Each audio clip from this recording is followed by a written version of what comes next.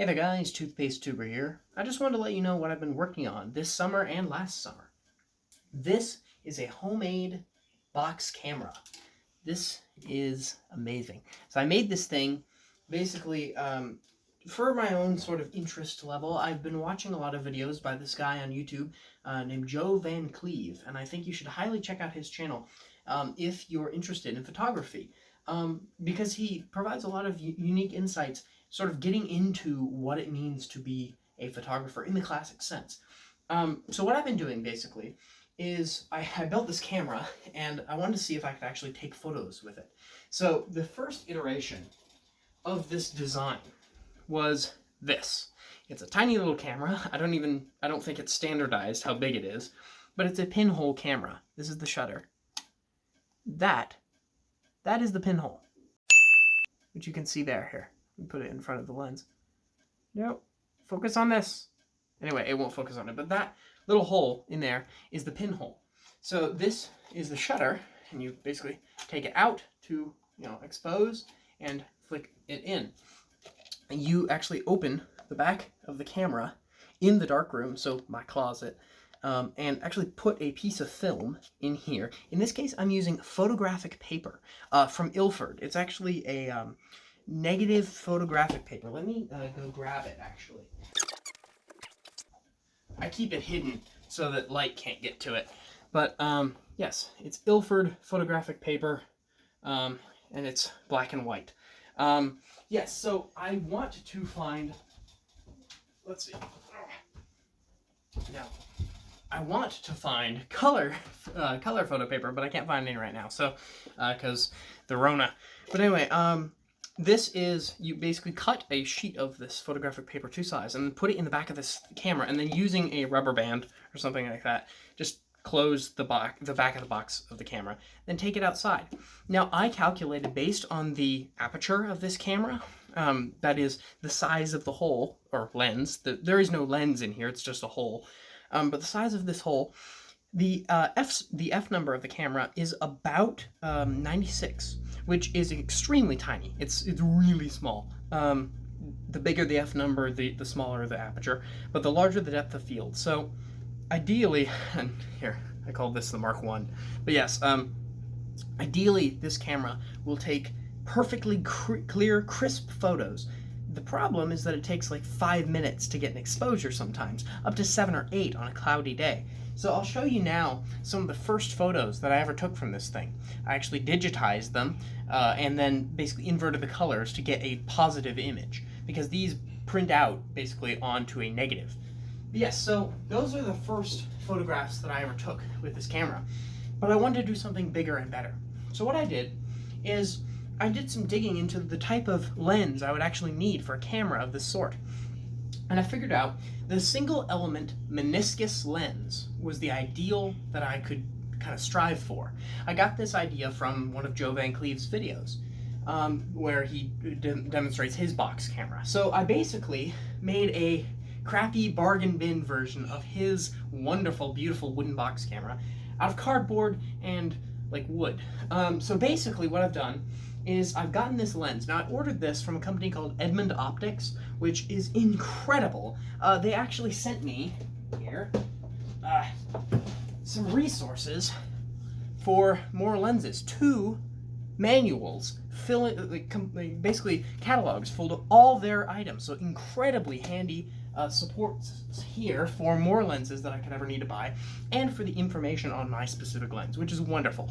So the f-stop of this camera, unstopped down, so unconstricted, basically, is 6.38. I did that measurement myself. But yeah, so it's around 6.4 of an f-stop for this camera on an open lens, which is fortuitous because I left it in the camera. No, I didn't leave it in the camera. What did I do with it? There it is, under my hat.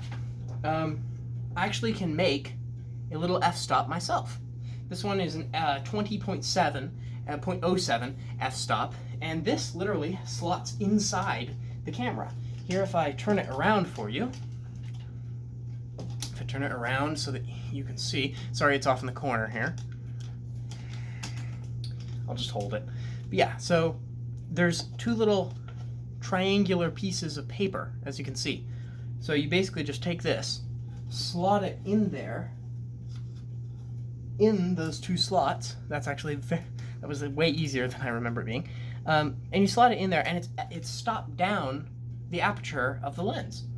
So this, you'd think, why would you want less light coming in the camera? Well, it increases the length of exposure. So if you're shooting on a really, really sunny day, and you have the lens wide open, it could take half a second to actually expose all the light you need. And you can't move that fast to actually take an exposure that quickly. So what you need to do is stop it down to get a reasonable exposure length. Other times you want more sharpness, and the aperture changes the depth of field, as I said. So smaller aperture, larger depth of field. So you get more things in focus, basically. Typically, though, I use it for the light. So, sorry, I'm hyperventilating because I'm excited. But yes, so that's how this camera works. But let me show you what you actually do to take a photograph. What you do, I made this. This is basically a really crappy film holder. So inside, you basically take this piece off, and it has little Velcro strips, and then you slide this up. I literally made this in like 10 minutes with cardboard and super glue, and hot glue. But yeah, so you slide this up, and so the photo paper, the actual exposed bit of photo paper, goes in here. So you slide it in the dark room, and then close that so it's over protecting the film. Then for a bit of added protection, you take this little cover, and it will come in important later, is you put that over and Velcro it down. So that's pretty safe. Then you just turn it over and kind of hold the end so that no light can get in the end. And you take this out to where you're going to be shooting. But first, you need to focus this thing. So how do you do that? So what you do, you take this camera, bear with me a moment, the tripod is acting up. You take this camera and position it generally aiming at your subject. And then you take this, which is a bit of parchment paper that I've stretched between a little frame of wood and cardboard, as you see. And this is from an old Amazon box or something. Hashtag not sponsored. But anyway, you take this box, and this is our film plane. So this is where the light will actually be reflected onto, and I'll show you that in a moment. You slot this on the end of the camera, and then it actually shows you a picture of what you'll be photographing. Now, as you see, as I move this, it actually, there we go, it actually is upside down. But there's not a lot of light here. So what I need to do is go under the hood. So in old movies, when you see guys going like this, smile for the birdie, they're looking at a usually ground glass sheet that actually tells them where to aim, where to look. Yes, so what you do from here, and I'll do it out of the cover so you can see, is focus the box camera by sliding this forward or backward to focus on where in front of me it focuses, basically. I really didn't word that very well. But you see, as I move the camera further away and closer, it focuses and defocuses on a single area. So say there's a person standing in front of me where those leaves are, I can actually focus the camera based on moving these telescoping bits of wood. It's basically a box within a box, effectively. So that's how I actually get the focal plane, where I want to focus the camera to. So then, once it's focused, say, I lock in all the parts of my tripod so it can move minimally. This thing's a really shaky tripod, so it moves anyway. Then you take this off, come out with a piece of film in here. Film, I say film, but photographic paper. And slot this up around the camera. Very carefully. But, wait, sorry. Before you do that, actually, I forget. You take this piece out. So the film is still safe in here, not exposed, because you need to slide this thing up. But there's this. And this is your shutter now. So what you need to do is slot this piece, up around the camera, hopefully not getting light down into it. Now this is a very hackneyed solution, and it's really quite bad. But anyway, then you take, excuse me while I throw it around. Then you take the shutter, hold it over the lens of your camera.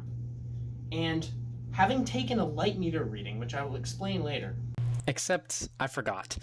See, a light meter reading is, well, you can get an actual light meter, instrument, or you can use, say, an app on your phone, which is what I use.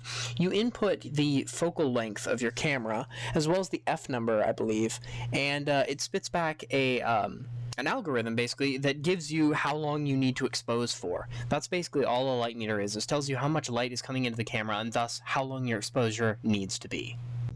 You find out how long you have to expose for. And hopefully touching none of the camera, you expose for however long you want to. So say the exposure is coming to an end. Once you do, just gently put it back over the front of the camera.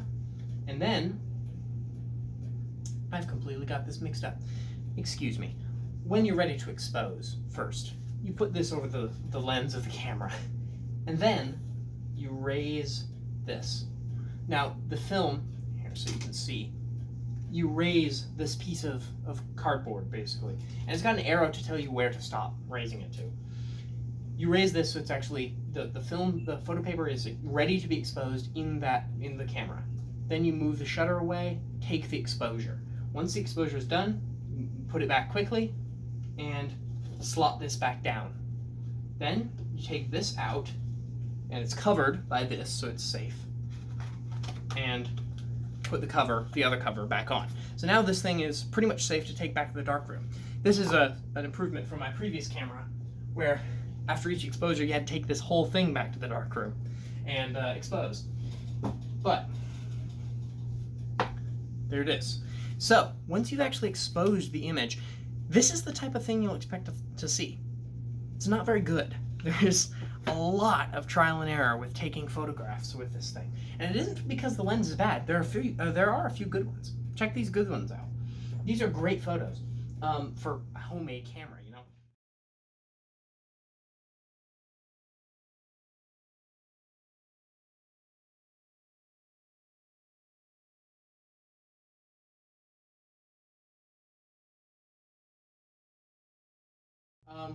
But anyway, so how I actually constructed this, as you see, I just painted the inside a matte black. It's supposed to be a matte black, but there is some reflection, of course. But so that it doesn't distort the image, basically, because you could have stuff bouncing around inside your camera before it hits the film plane, which is not good. So yeah, that is how this camera works. And I'm really, really excited to share these photos with you because, frankly, this is one of my coolest projects that I've been doing. I do lots of weird, cool projects, like model making. But photography is one of my absolute passions, and I'm looking into getting a bigger lens. Because what happens with this one of the problems with this guy, is that the lens doesn't let in enough light. So I said, why would, you might want to stop it down. You can't stop it back up. You can't make the exposure bigger. And I want to really, really pursue doing 8x10 landscape photos. Basically, I could use an 8.5x11 sheet of photo paper, the whole photo paper sheet. Instead of having to cut it down and everything every time, use the whole sheet, get a big photo. And then, I could digitize that. It'd be a whole page print. That'd be amazing. So, I need a lens that will be big enough to do that in a timely manner. This, I believe, could actually expose for those. The camera itself, the housing is not big enough. But if I made a housing big enough for a lens like this, hopefully a bigger lens, it would work a bit better. But anyway, so this is what I've been up to, along a bunch of other things. Sorry that there's been a huge lack of videos. I'm just kind of struggling to get through college and surviving statistics, which I'm taking right now in the summer. So I'm going to go back in around August 20th to school, and so I probably won't see you guys again for a long time. But as always, toothpaste on.